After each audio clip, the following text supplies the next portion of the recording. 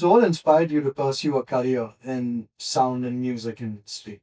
Uh, just I've my father bought me a little cassette player when I was a kid, and then like I used to listen to a lot of Telugu music back then. Then going collecting cassettes and some of the best songwriting back then, which kind of started there as a kid listening to good music and singing it back on our way back to school to or wherever I find an opportunity.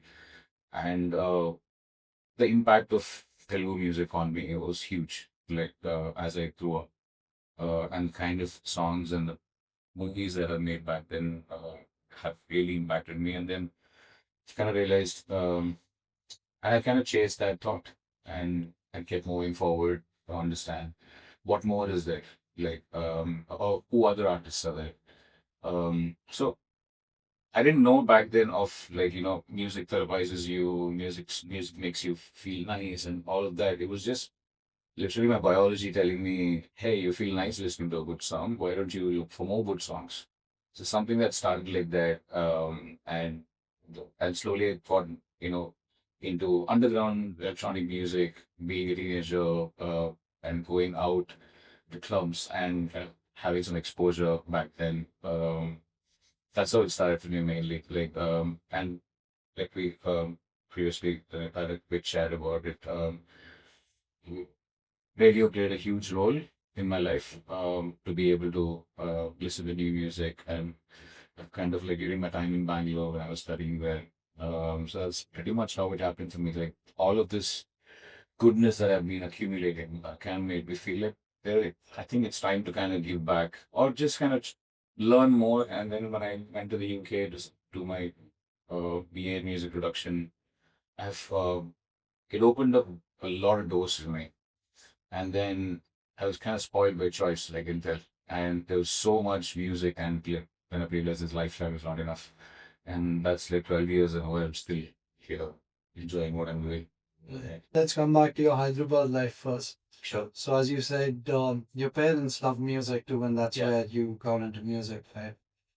So, did you ever study music, sir? Like, No, like from my childhood, I haven't. It was just mainly like think it just me practicing to those songs, and because I have a voice, no. I'm a vocalist, so I just like enjoyed that. And then there's a point where I thought, look, I have to take it seriously. That's when I did my theory in music, basically music theory, piano. I did my 5 grades, and then I understood a little bit of what happens, which is what interested me to do more, study more. So as a kid, no, my parents, we generally music lovers, like we just always enjoyed good music. So yeah. What was your favorite radio channel? In Hyderabad, Yeah, Hyderabad. like radio Michi back then was huge. Like it did play a big role in our lives. But like I said, in Bangalore, there used to be something called Radio Indigo, or still is running. So Radio Indigo played a huge impact on. The English music. They play English music, and which was one of my biggest impacts. Sure. So was that the first time you got introduced to English music in Bangalore? At a stretch, like because like if you see Backstreet Boys and some of the biggest names back then were putting out albums that And I did. Brian Adams, and they used to appear in cassette shops, and like it was always like easy to go buy a cassette and come back and play it in the car. So that was that. But at the stretch, like I think only in Bangalore in 2008 when I was there studying about 6, 7, 8, 3 years. And I was there is when music really like hit me, I guess, like good music. And still, I mean, I make a lot of underground music and things like that, DJ underground music also, but uh, a good pop track always gets me. Like just with a good songwriting, all the essentials like it really gets me always. What do you mean when you say underground? Well, basically, like it's difficult to kind of like because now a lot of the sounds basically something more experimental. It's a lot to do with the culture of that as well, like and like you said, if you've been to the UK, you must have seen some of the clubs playing Billboard hundreds. Right. But then you also have like a club opposite to that, which is playing let's say some instrumentally influenced soulful music and things like that. More underground music is more conscious music, I feel. Like not saying pop is not, but it is specifically made to kind of therapize you, or or that it's very challenging in terms of when you look at how it's made. So I feel that's my catch, that like there's more to dig, more to learn sound design wise, in comparison to pop, to underground. There's that there's a lot of weight to intelligence that's used there, I feel, in that music, which kind of is inspiring and motivating to be like do more. Right. Basically, yeah. What are your thoughts on hip hop? Because I'm a big hip hop fan. I could say pop is a form of underground music. It started like that, but if you see hip hop, drum bass, dubstep, all of this just sprouts from reggae music. Like Even rap. yeah, raps. The first MC is from Africa. Like it's I think the influence of black music is so huge on hip hop. Like hip hop is like the child of reggae, or drum and bass is a child of the reggae music. So all of that kind of started with reggae music. Um, Saying that we have a really good community of reggae music listeners and volunteers, or people who generally enjoy. We do a music festival in Goa called Goa Reggae Sunsplash. It's Wow. been happening every year, past 7 years. Even this year, we artists from 64 different countries come there to perform, and I kind of work with them on the content department, with on the audio side. But otherwise, imagine like reggae music be introduced onto the oceans of India, like where once a year everybody, the whole reggae music community comes together. So if you love hip hop, you have to check out Over Reggae Sunsplash. Yeah. I'm gonna be there the next time. Exactly. I'm sure they're Yeah, gonna but be there. we have a handmade sound system. Like again, when you spoke about hip hop, like when you start digging back into the roots of hip hop, it takes you back to reggae music, and then how back in the days, due to oppression, like children were hungry and parents couldn't do anything. There's a lot of different difficulties back then. They picked music, and then they made their own speaker boxes. You must have seen some images with like people on a cycle, two boxes on the side, and they used to have these musical gatherings in the marketplaces, or generally right between a vegetable market. So everybody is just like and that's how it started, where you people used to get people into the music so they forget their problems momentarily, and so that itself is something that we've recognized that we need to do. So Hyderabad has a hand-built Jamaican style sound system. It's basically, imagine building you can buy a MacBook, but you can also build a crazy PC.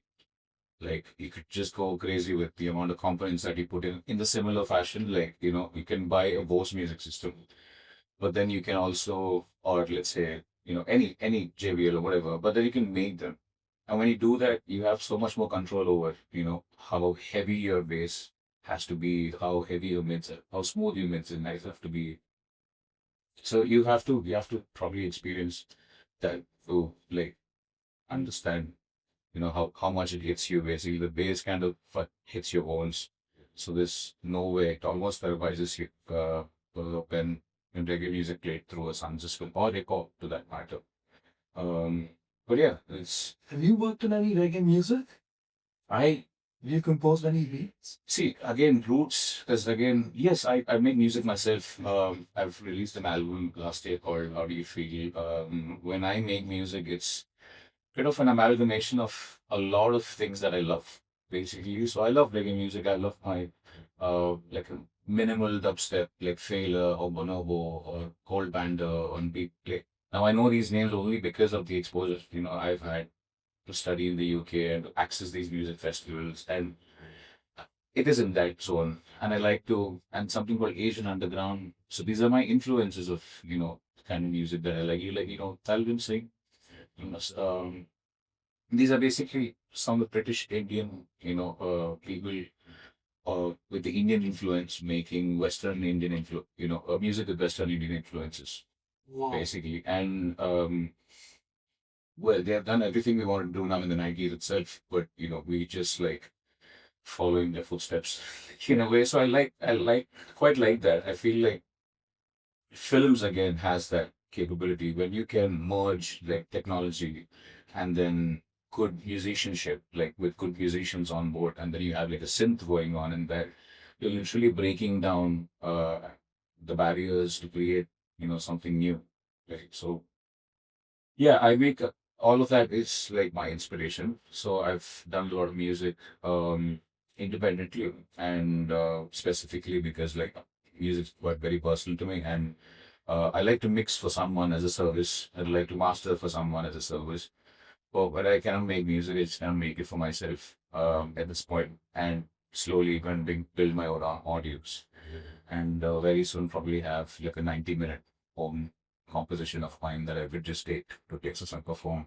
So apart from providing services for movies and cleaning up a dialogue or Yeah. doing all that, yeah, I've been looking forward to that. I'll send you the link to my Yes, thank you. for sure. Thank you. So when you said like so what we've heard, like, okay, let me put this down this way. Sure. When I listen to music, say I listen to hip hop. Now in hip hop, there are so many artists, right? Say one of my favorite is Kendrick Lamar. Right. It hits me different. Right. But when I listen to 50 Cent or Lil Wayne, Yeah. it hits different. When I listen to Pop Smoke, it hits different. Yeah. So it has something to do with my mood too, right? The frequencies and stuff. True. So what goes through you when you are making all of these Uh, frequencies? When Frequencies wise, yeah. See, basically, if you click to just not go too deep into technicality, but still to give you context of that first question, we only have a like 0 dB is our hearing limit. Like if you see any sound meter, will start hitting red, which means you cannot go beyond that. Which means you cannot hear anything more than that. Like your human ears are not capable to perceive anything more than that. Oh. Hence, like when you see you only have that much, like 20 kilohertz to 20K kilohertz is your range. So like you have to be really conscious on what do you want and what do you don't want frequencies wise. So every instrument or every voice or every sound to that matter sits at a certain frequency. Like I have a deeper voice. So you could say I'd be at the deeper end of this frequency spectrum. Like similarly, a flute might be at a different frequency that we to piano. So to kind of understand that and then bring in a good measure, where at least I like to do that between different kinds of instrument, almost creating those call and responses, like or this pretty much emotionally creating like emotional architecture, I would like to say, where you have the control, like to making a person feel in a certain way, which is powerful, like and done it the right way, it serves goals. What's your favorite instrument, sir? I have, well, I being voice is my first instrument. Coming to instrument, I any day like piano, but I feel like I could be a great drummer. So hopefully, I just spend more time practicing in the coming years. I guess, yeah. So since we were talking about technology innovation, what do you feel about the AI tools that are coming in today into the industry? Interesting. Well, I think there's a lot of noise outside in terms of, let's say, there are a lot of platforms that are putting out applications where you just go and type a mode and it gets you a song out. But then I feel the engines are not taught well, like meaning uh, the AI engine that they use needs to understand what constitutes a techno track. Like how does a hi-hat of a techno track different to a prog track or to any other genre of that matter. So like I feel like we are at the very beginning of getting those engines to understand how it is to actually come up with some really cool music out. But I think we're not there so far. I think it's just serving And I wouldn't doubt, like, it'll probably catch up. The whole wave of AI is going to catch up. And I, like, names apart, but I'm currently working on an interesting project for a company which pretty much wants to do this, where they want to be able to have a platform where uh, a content creator can just go and type a mood, and they can come up with a song. And then every person, and as a producer, if you even provide them any loops and the AI picks up your loops, you get revenue share out there. So that is really cool business model that they're working out. And this is slowly growing, where this might even bring in a lot of revenue to to other musicians, where you suddenly have more platforms to earn that money. Even if you made a loop and your loop gets selected, or the AI picks up your loop to make the song, someone asks for it, you get paid for that. So yeah, so we're heading that direction and Wow, very because quickly. till date, whatever podcasts have hosted, Yeah, and in the film domain, I always heard that the human touch, right, AI would never give you the human touch. right, Right. So, but in music, is that going to be there too? That the human touch is going to be the final thing? Because I've been seeing AI doing some great job with mixing, yeah, with audio, yeah, vocals and stuff. yeah. Audio cleanups, yeah, you can clean a 20-minute audio in like few seconds. Just dialogue cleaning, let's say, like even to this interview, this for that matter, like, you just put it in, click it, and it send you a clean file back. I feel like, yeah, human touch is important. But I think AI is going to struggle making melodies. He'll stop his Struggle making melodies. Because, like, you can copy anything, but you cannot copy a melody. The melody is something that someone owns, and it's very human to come up with a melody. It might learn different melodies, but then it can't probably come up with a fresh melody. It'll come up, but I don't know if it's any, or or I might be completely wrong.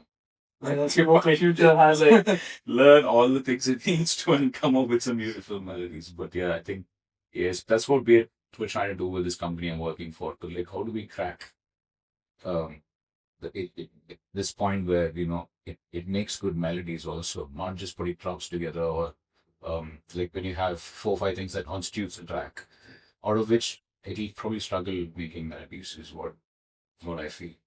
So, but don't you think people will be using their jobs? Well, I haven't gone that deep into this topic to understand how quickly they're going to lose the jobs, but it's definitely, see, I work as, a sound supervisor or a sound designer in this film industry, and I understand the value of a quick delivery. Like, and everything kind of depends on that. No matter how good you are, you only have this much time.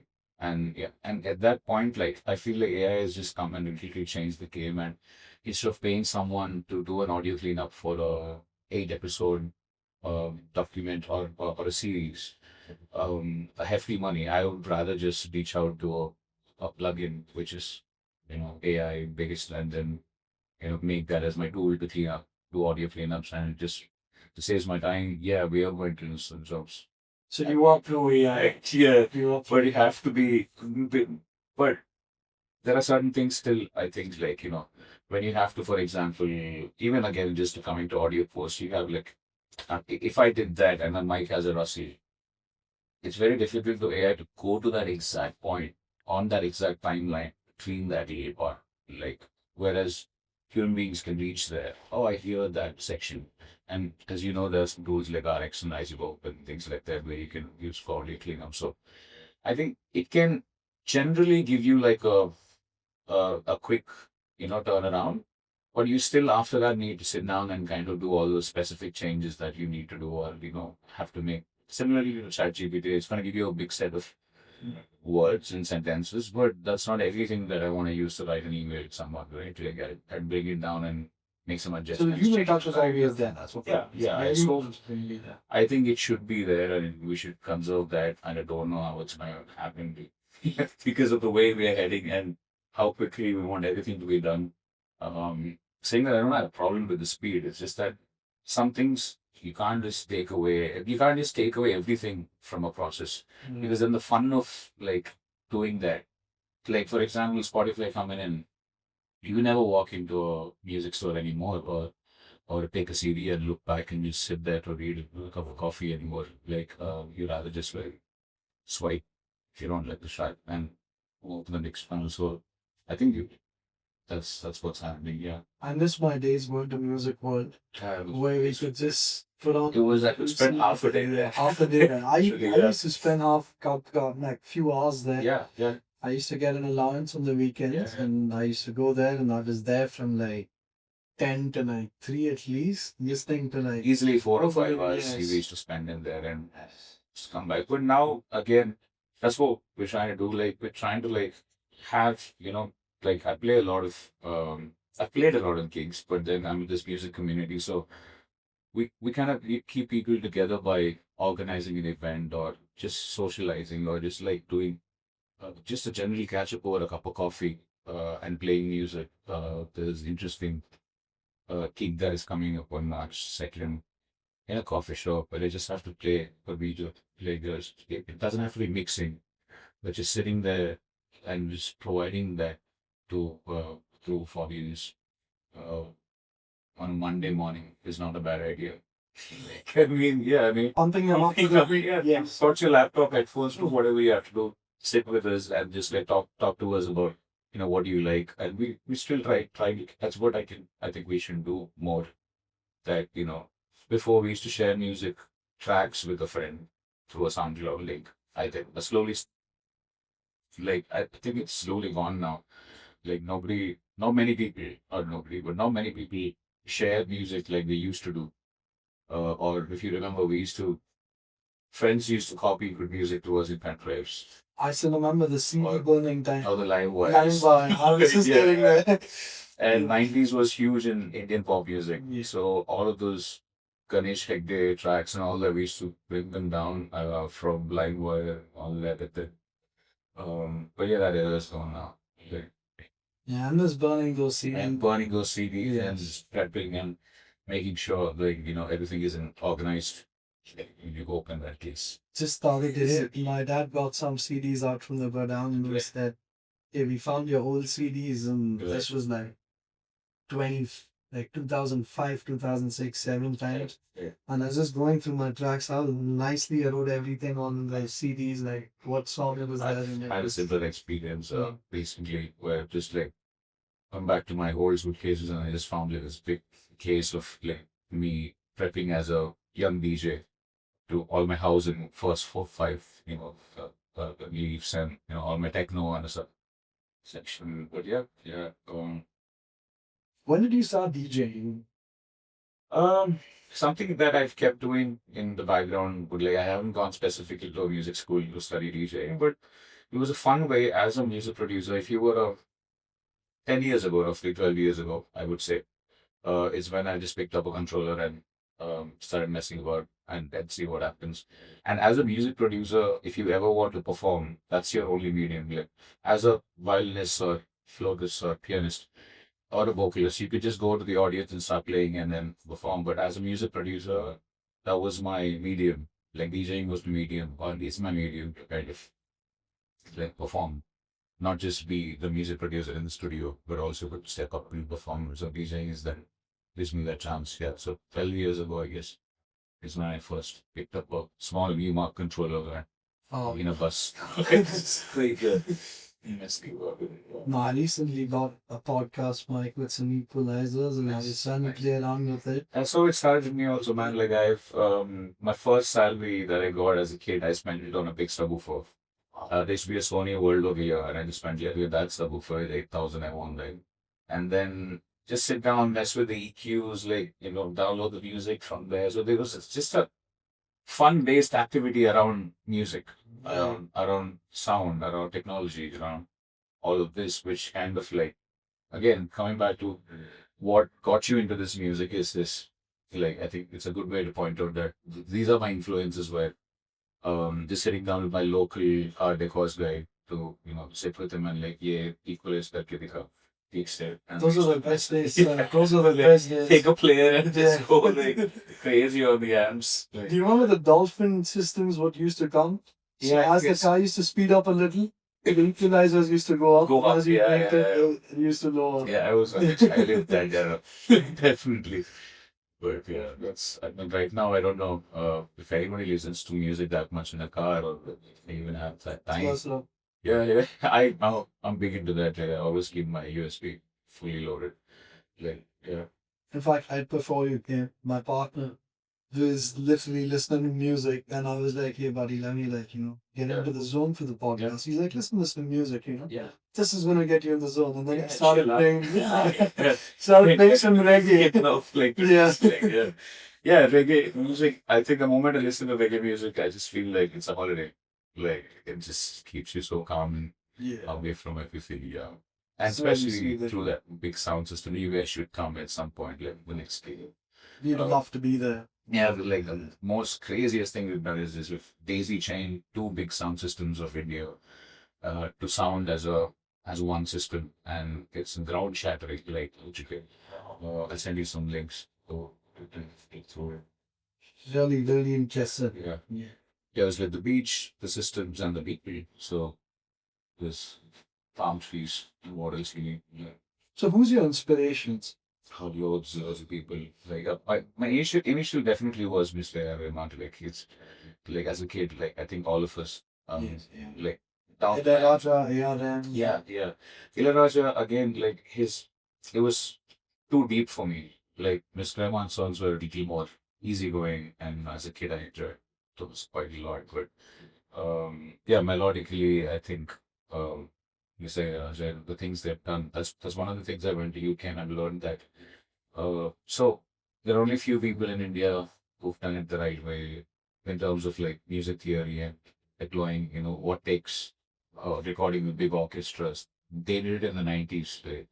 and and I went to understand that after going to the UK that okay, so Rahman, Ilayaraja, when the some these producers were done this way back in the days first, and yeah, and then after that it kept going.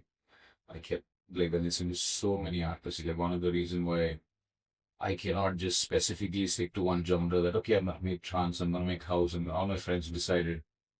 I just cannot stick to one thing. Like it's so vast that when I make music, it's just again the a little bit of this, a little bit that. Uh, yeah, we're shifty. And yeah, this is me. Literally. Yeah. Yeah. Like to see what you guys think about my album. Like it's a very chill coffee table and I'm looking forward to listening Yeah. to this. yeah, absolutely.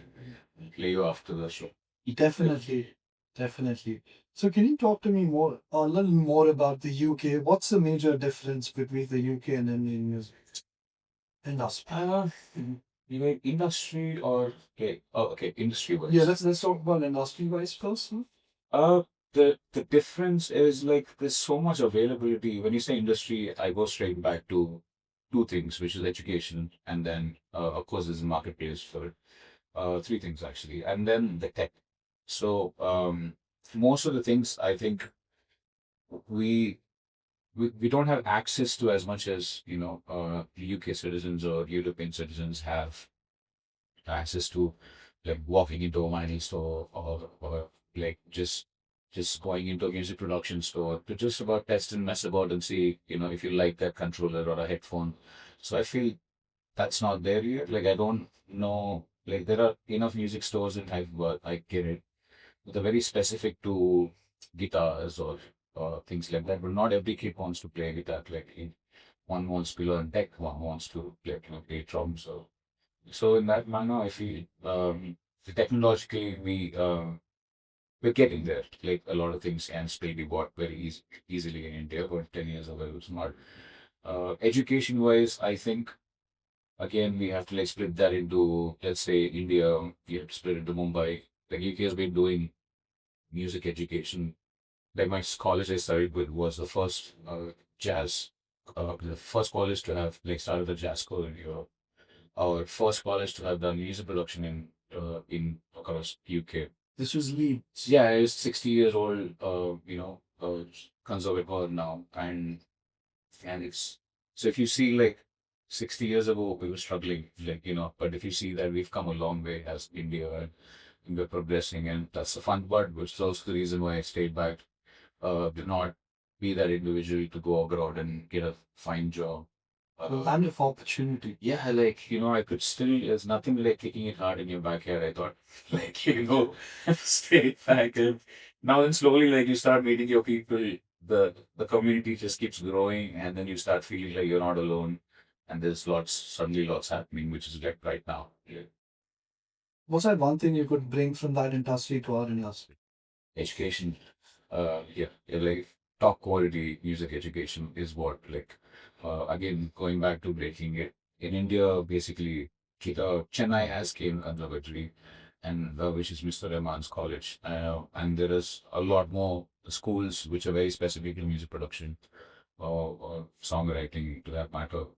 Mumbai has Shoe School of Music, and again, Mr. Rahman's college there. Delhi, we have Global Music Institute, which is one of the finest music colleges. Hyderabad, what are we doing? Basically, so overall, I think we still need like music education to be introduced in a much higher, much more heavy level than I've been carrying. It's probably the word or not, but still, I feel like there's a need for that right now, like where we have to introduce like top quality music education. Do you see yourself doing something in Hyderabad in the coming future? Yes, unfortunately, I cannot talk about it right now. And, But it's also in the. okay, there's something coming soon. Yes. Like, that's one of the things like I felt uh, mostly in the recent times just to also get into education because I think I know a few things and I want to put that and I feel like I could break down a very complex thing into a simple, format for anybody to learn. I feel like any brain can make it given the right info. So that there are some cool things happening in Mongolia soon, hopefully. Like, Well, we wish you all the best with all of these things, and we're really, really looking forward to thank you so listening much. to your music and seeing all the cool stuff that's coming up. Yeah. So tell me, that's one thing that the world doesn't know about a sound producer, a music producer, One thing the world doesn't know. or we as viewers. Right. We don't know something about your field. There's a lot of things I think it's very difficult to specifically. Well, you mean technically or in general? In general, Yeah, not because that technically. can get crazy. Yeah. You would know a lot of things. I would Right. know about the things you do. Right. The Because people think it's easy. You know what? He's just sitting in a studio. yeah. Because I have a few friends who are music producers too, right? So when we hang out in a group, some of them are like, no, he's just sitting in the studio, he's having his drink, he's doing nothing, he's just wasting time in life. But then he drops some bangers out of nowhere. Yeah. So, Yeah, music producers can be like very edgy and soft also. Like I feel like they can get too about themselves, like, but they can also be out and about like performing and being more open. But then that what everybody kind of needs to know that is that it's music producers do uh, train themselves a lot in terms of like trying to do the pick the right song, and it's a very difficult job if you ask me in terms of just sitting there and just making music without thinking about anything else. But I don't know if I've answered your question correctly, but I think like that's yeah, you kind of got it. around there. Yeah, you got it. You got it. Yes. Can we also know about your recent time work? Have you heard that you worked on OTT platforms? Yeah. You worked on OTT platform and some feature films. Can you talk a little about that? Yeah, feature, still yet to get there, but OTTs, yeah, my first project was Art in the Motion. It's for a local production called Tabaki Productions in Hyderabad. We've done like a docudrama of 8 episodes. It was about getting a few, basically getting a bunch of artists, multidisciplinary from various backgrounds to go on a trip and then make art while you do that, while you are in this trip. So what comes out of it is like one is a author, one's a musician, and one's a singer. So what happens when they travel together and was the story. And although there's an underlying script to it, we just went like free flow with it and shot, and which was my first project in 2018. After that, I've done Qubool Hai. Qubool Hai was a very interesting project because it was talking a lot about child abuse and child marriages that happen in Hyderabad, um, specifically in some places and towards the old speed and like areas where children are in a young age, like young girls are sold abroad. And it was, although it was not a real story, it was very deep and it really got me connected. Like all the locations were locally, shot. So there was scope to do everything, So I just went about recorded Hyderabad soundscapes. Like how is it to be in Golconda in the middle of the night, on top of Golconda in the middle of the night, or like in the lanes of old city, morning cafes, evening cafes, like just to like how is it to if someone's watching Kubule, they'll hear Hyderabad basically. Like if you've seen some of the biggest shows like Wire, you hear downtown, like you hear those areas, like the ambiences, which is the most easiest way to quickly take the person into the story. Like sonically give them what it is to how does Hyderabad sound on a Sunday morning. So I had a lot of scope to like and freedom to have experimented with that, and I mean, so I think it's out there, it's on a high for everybody to watch. Yeah, that is what I feel. Yeah, So, when you were working on Qubool Hai, yeah. what were the emotions when you had to make music for that, had to compose beats? I haven't done anything musically inclined to Kuwait. I've handled a lot of dialogue, which is like it was done in two different languages. And the original was Dakhni, which is your Hyderabadi Hindi, let's say, like Arabic influenced Hindi with Telugu. So that was one language that we released, and the next one was being fully Telugu. So I've just kind of like handled all the ADR dubbing for them. And then the next interesting one was the soundscapes that I've recorded, like for Hyderabad. So watch every scene and see where it's shot and go to that scene and just record the ambience. So it was so much more interesting. And through that, I fell in love with the city. Like I just fell in love with my own city, which I never did before that. Like I felt like just understanding the stories coming out from the city and working for them made me very close to my own city. And one interesting thing a friend told me, I was in two minds about whether like my one leg was in Hyderabad and one leg was in the UK. I'm like, do I do this? Do I do that? For about 6 years. So I've never really given into the my current where I am so much. Like so this really switch that happened in my head when I heard this friend tell me, how like when you give to the place will give back to you, and you're constantly like not doing that. And the moment you do that, like things start changing for me. Like I've given into the place, and the place is like this slow. It's giving back to me now. The people are giving back to me, and the community is growing. I'm doing more things. I feel more comfortable. Like Based by Hyderabad, man. yeah, absolutely. Now I can say that. Like 7 years ago, I wouldn't have said. There's this really cool exercise you could do, like what's just be conscious of your hearing or listening and start thinking about like what's like by the end of the day start going back and um what was the memorable sound of today, like if did you hear anything particularly interesting today like as a sound, like sometimes it could be anything, like it could be a fan or an AC or we don't know, like but it's a good practice to be in where like uh do you have any memorable like sounds, and it's a good exercise. And when you said that, like I remember how Ghibli used to sound back in the days. It was completely different. Yeah, like they used to have like there used to be one ice cream shop like by Airbus Road near SVM Mall, and then my grandfather used to like pick me up and take me walking through the woods.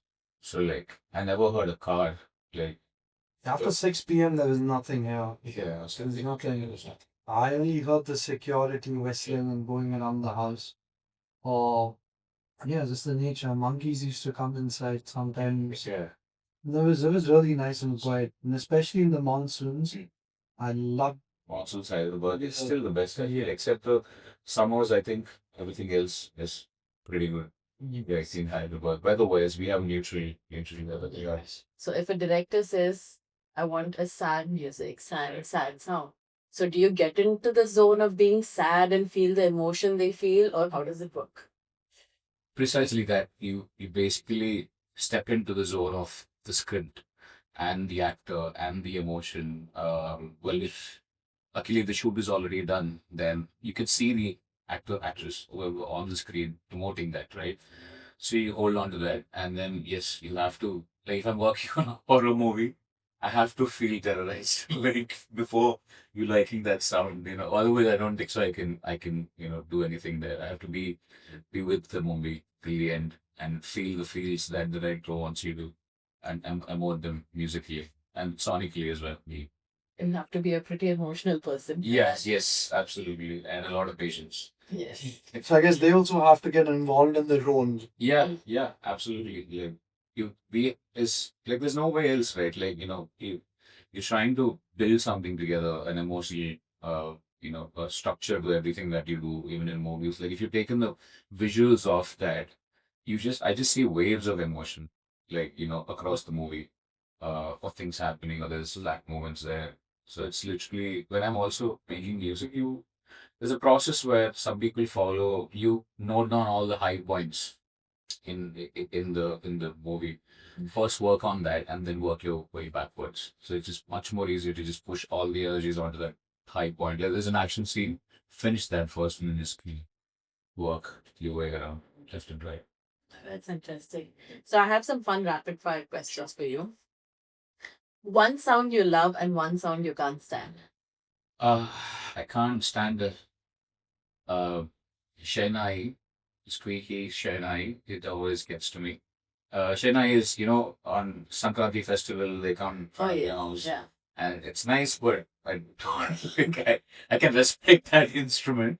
That's one sound I don't like, instrumental wise. And also all the general construction noises, if you talk about noise specific.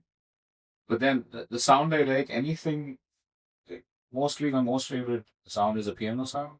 Yes. It really calms me down. Or just birds chirping in the morning, or leaves rustling, winds, like there's a lot of beautiful things here.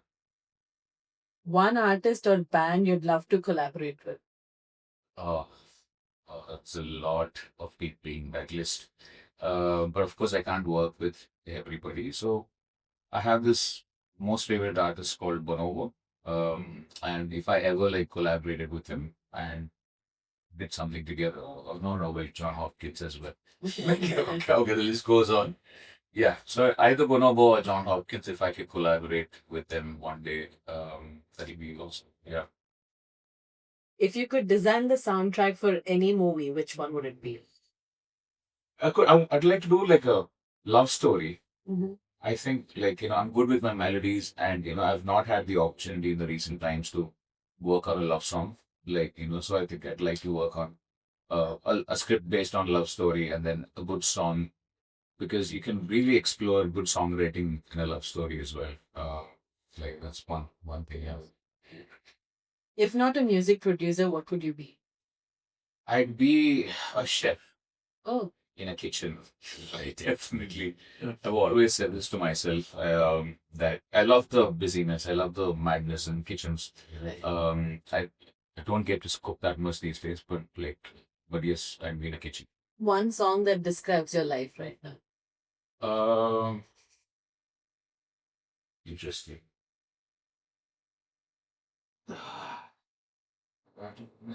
Is it for I was there's a song by Marcus Guard. He's a reggae artist. The song's name is River. He's from France, and I've recently seen him perform at the Qubool Hai Sunsplash. And the lyrics kind of talk about be like a river without holding on to nothing and keep flowing into the ocean. So like that lyric is like saving me right now. Which yeah. Coffee or tea, what keeps you going during long studio sessions? Uh, Tea definitely. Oh, I'm a coffee guy. One coffee in the morning guy. Yeah, but tea definitely any day. A Yorkshire tea from England, a big pot of it. Like my friends keep sending me from there. So it's something that I've, got hooked onto when I was in England studying. So I still have a big bag of Yorkshire tea sitting in my cupboard. Yeah. If you had to DJ a party, what's the first song you'd play? Um. Well, recently, it always depends. I think based on the night, based on the mood. Like if I have to play it like 12 o'clock in the night, it's a different song. If I have to start the evening, then I'd start with a mellow, easygoing try before a sundowner than a banging heavy tune which I'd play at 3 a.m. when everybody's already clunking, don't know what they're doing. Like, yeah, just What's the weirdest sound you've ever had to create? the weirdest sound I had to ever create was a bass. I haven't explored that. I haven't come there yet, I guess. I haven't done that much. Like I've done weird sounds, like across some of my personal projects and things like that. But I haven't hit that high point yet. Like where I feel like this is wacky and weird. Like, I did a thriller movie recently, which had like one moment where I really enjoyed. Like imagine a ghost coming around, like it's in the room. So how would you like freak people out? So that was weird. Yeah, because you had to imagine the whole. Yeah, they had to get the actress and ask her to make weird noises and then manipulate them and stretch them and make it crazy. And in the end, I got an approval. So, yeah. If you could swap lives with any musician for a day, who would it be? This artist called Taylor from England. Yeah, yeah. He's smart. Yeah. Your favorite film or show purely for its sound design? Uh, I really love Girl with a Dragon Tattoo. It's my most favorite film in terms of sound design and how the pace of the movie. And in the recent times, I think all the Dunes, both the Dunes have really left me copy with the sound design. Definitely. What is the most tedious part of the process when you're creating music for a film?